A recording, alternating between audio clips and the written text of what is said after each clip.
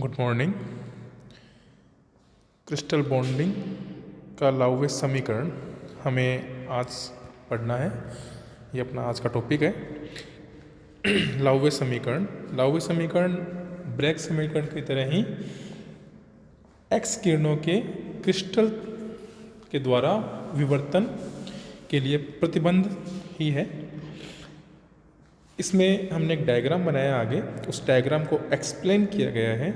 क्या I1 cap direction में दो किरणें आ रही हैं P1 और P2 पर आपतित हो रही हैं थीटा कोण बनाते हुए। किससे? क्रिस्टल तल से। ठीक है, जो यहाँ दिखा रखा है थीटा कोण बना रही है। ये I1 कैप डायरेक्शन में आ रही है, P1 पे आई, एक P2 पे आई। फिर P1 के सापेक्ष P2 की स्थिति को दिखा रखा है R वेक्टर।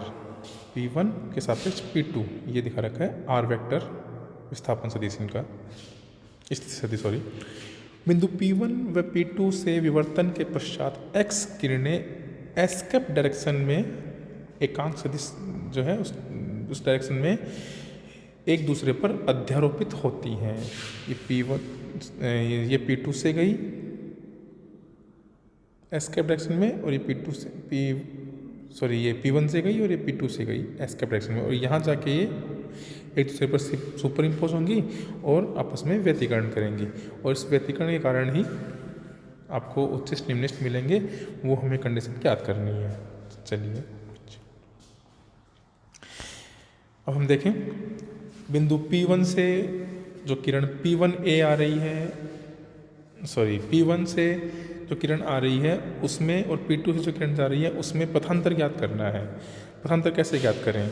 हम P1 से एक लंब डालें, जो P2 पर किरण आ रही है उसके ऊपर लंब होगा P1A।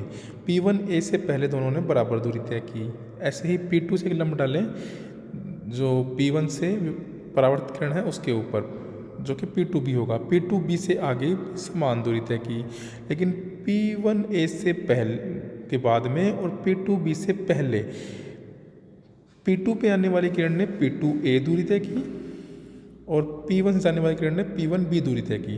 तो P1B माइनस P2A या P2A माइनस P1B ये हो गया इनके बीच का पथ का अंतर, पथांतर।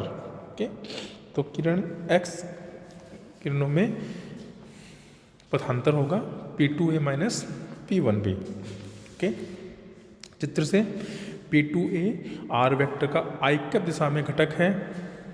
देखें, ये R वेक्टर, इसका घटक हम I कैप डायरेक्शन में इस डायरेक्शन में लें तो होगा R कैप, ये बन जाएगा P2A। ऐसे ही P2B क्या है? R कैप का S कैप डायरेक्शन है ये, तो S कैप दिशा में घटक, इसको इधर घटक लें तो हो जाएगा P1B, यानी P2A equal to R vector dot I cap और P1B equal to R vector dot S cap, या इसका उल्टा भी लिख सकते हैं S cap dot R vector. तो P2A minus P1B equal to I cap dot R vector minus S cap dot R vector equal to I cap minus S cap dot R vector, या P2A minus P1B equal to S dot R। हमने यहाँ capital S use कर लिया है। Capital S जिसको जो लिखा है वो हमें लिखा है I cap minus S cap को। ठीक है, तो कैपिटल S का वैल्यू निकाल सकते हैं, परिमाण निकाल सकते हैं। इसका मोड ले लें तो I cap sine theta plus S cap mod sine theta है 2 साइन थीटा, ये हो जाएगा S वेक्टर का परिमाण। अब हम जानते हैं कि कलांतर होता है 2π/λ इंटू पथांतर। हमने पथांतर ज्ञात किया है, तो पथांतर से कलांतर ज्ञात करना है, तो कलांतर बराबर 2πλ into S dot R vector.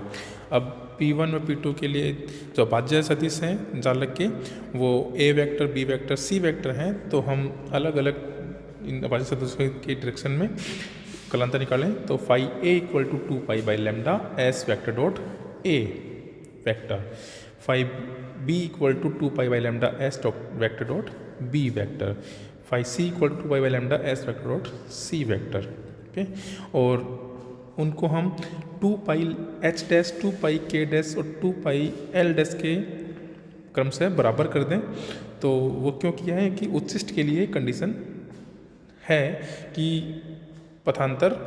कलांतर 2 पाई के पूर्ण गुणज के बराबर होना चाहिए।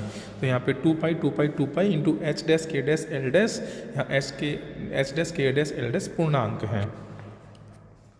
अब हम एस डॉट ए का मान निकालें। तो S dot A equal to S परिमाण, ए का परिमाण गुणा कोस, उन दोनों के बीच में कोण।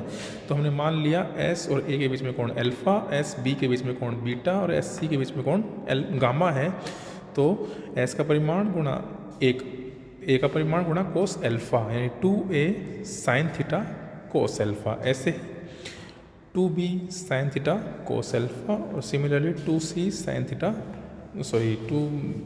थीटा कोस बीटा और 2c sine theta cos gamma. Okay, ये आ गए कलांतर। अब कलांतर को बराबर कर दें, क्वेश्चन नंबर 5 पे रख दें वापस से। तो हमें मिलता है 2a sine theta cos alpha equal to H dash lambda, 2b sine theta cos beta equal to K dash lambda, 2c sine theta cos gamma equal to L dash lambda. समीकरण नंबर 7, और समीकरण number 7 में तीनों समीकरण ही लाउवे समीकरण हैं जो x ray के क्रिस्टल से विवर्तन के लिए प्रतिबंध को दर्शाती हैं। हम लाउवे समीकरण की सहायता से ब्रैग्स समीकरण भी ज्ञात कर सकते हैं, जो कि नेक्स्ट वीडियो में करेंगे।